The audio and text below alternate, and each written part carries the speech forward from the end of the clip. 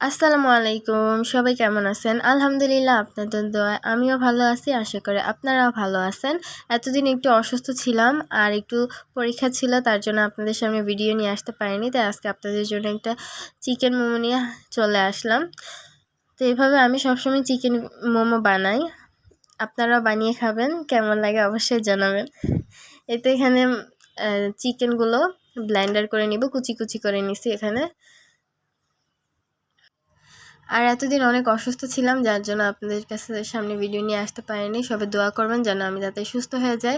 আর আমার এসএসসি পরীক্ষা ছিল, যার জন্য ভিডিও করতে পারিনি। তো আমার পরীক্ষা শেষ এখন আলহামদুলিল্লাহ। তো সবাই দোয়া করবেন আমি যেন একটা ভালো রেজাল্ট আনতে পারি। তো এখান দিয়ে পেঁয়াজ কুচি করে নিছি, ধনিয়া পাতা আর কাঁচামরিচ কুচি করে নিছি, আর ব্লেন্ডার করে নেওয়া চিকেনগুলো দিয়ে এখন সব কিছু মেখে নিব। সাথে দিব সয়া সস, গোলমরিচ আর একটু ওয়েস্টার সস। ওয়েস্টার সস ইচ্ছা করলে দিতে পারেন, আবার নাও দিতে পারেন। আমার কাছে ছিল, ভাল লাগে ফ্লেভারটা, তার জন্য আমি দিছি। তো এই তো সবগুলো এখন একসাথে মেখে নিব। এভাবে সুন্দর করে মেখে নিব। আর কাঁচামরিচ একটু কম দিছি, ঝাল আমরা অত একটা খাই না, তার জন্য ঝাল বেশি খেলে বেশি করে ঝাল দিবেন। তো সুন্দর করে সবগুলো এইভাবে মেখে নেবেন। মোমো তো অনেকভাবে খাওয়া যায়, অনেকে অনেক রকম ভাবে খেতে পছন্দ করে। অনেকে ফ্রাই মোমো খায়, অনেকে স্টিম মোমো খায়। আমার কাছে স্টিম মোমোটাই বেশি ভালো লাগে। তো এখান দিয়ে আমি একটু হালকা করে চিকেনগুলোকে একটু ভেজে নিব। অনেকে ভাজে না, এইভাবেই মোমোর পুরের ভিতরে দিয়ে, ডোয়ের ভিতরে দিয়ে কাঁচাই স্টিম করে, কিন্তু আমার কাছে গন্ধটা ভালো লাগে না, তাই আমি হালকা একটু তেলের উপর নেড়ে নিছি। এই তো আমার ভাজা শেষ, এবার উঠিয়ে নিব মোমোর জন্য। আমার পুরো রেডি, অনেক সুন্দর স্মেল আসতেছে, মনে হয় এখনই খেয়ে ফেলি। তো অনেক সুন্দর হয়েছিল আমার মোমোগুলো, দেখতে থাকুন। এই তো ডো করে আগে রেখে দিয়েছি যাতে সুন্দর হয় মোমোগুলো, তার জন্য আপনারা আগে থেকে করে রেখে দিবেন। এখন ছোট ছোট করে লেচি কেটে নিব। আর সবাই আমার পাশে থাকবেন এইভাবে। আমার পেজটাকে ফলো করবেন, ইউটিউব থেকে দেখে থাকলে সাবস্ক্রাইব করবেন, আর বেশি বেশি লাইক দিবেন, শেয়ার করবেন, আমার ভিডিও যাতে সবাই দেখতে পারে। তো এই তো আমার সবগুলো লেচি করে নেওয়া শেষ, এবার রুটি করে বেলে নিব।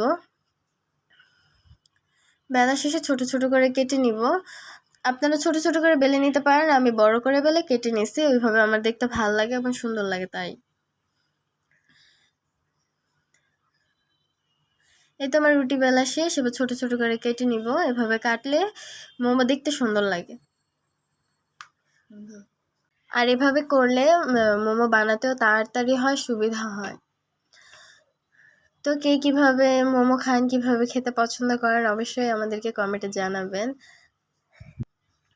তো আমি ছোট মানুষ, আমার কথা অনেক ভুল ত্রুটি হয়। তো সবাই এভাবে আমার পাশে থাকবেন, আমার ভুল ত্রুটিগুলোকে উপেক্ষা করে। আমার অনেক ভুলই হয়, আমি জানি। তো ছোট ছোট করে কেটে নেওয়া শেষ, এবার পুরগুলোকে ডোর মধ্যে দিয়ে আমরা সুন্দর করে মোমো বানিয়ে নিব। মোমো অনেক শেপে বানানো যায়, আমি দুইটা শেপে পারি, তাই ওই দুইটা শেপে বানিয়ে নিছি। অনেক সুন্দর করে মাছ শেপে, ফুল শেপে বানানো যায়, আমি এরকম শেপে পারি তাই এরকম করে বানাইছি। এভাবেও দেখতে অনেক সুন্দর লাগে মোমোগুলো, ছোট ছোট কিউট কিউট। এটা দেখেন আমার মোমো বানানো শেষ একটা করে। আবার এরকম করে বানানো যায়, এটা অনেক দেখতে সুন্দর লাগে। এটা একটু অন্য শেপের। এই শেপটা দেখতেও বানাতেও খুব সহজ এবং দেখতে অনেক সুন্দর লাগে। আর বাহিরের মোমো থেকে ঘরের মোমো অনেক সুন্দর এবং স্বাস্থ্যকর হয় খেতে, তাই বলবো সবাই বাহির থেকে না কিনে সবাই ঘরে তৈরি করে খাবেন। তো দেখেন আমার আরেকটা শেপে মোমো তৈরি করা শেষ, এই শেপটাও দেখতে অনেক সুন্দর এবং সহজ। তো আমার সবগুলো মোমো এভাবে তৈরি করা শেষ, এবার এগুলোকে স্টিম করে নিব। দেখেন কত সুন্দর লাগছে। এভাবে সবাই বাসায় তৈরি করে খাবেন। তাই তো আমি গরম পানি দিয়ে দিছি চুলায়, এখন পানিটা বলক এসে গেছে, এবার মোমোগুলো দিয়ে দিব।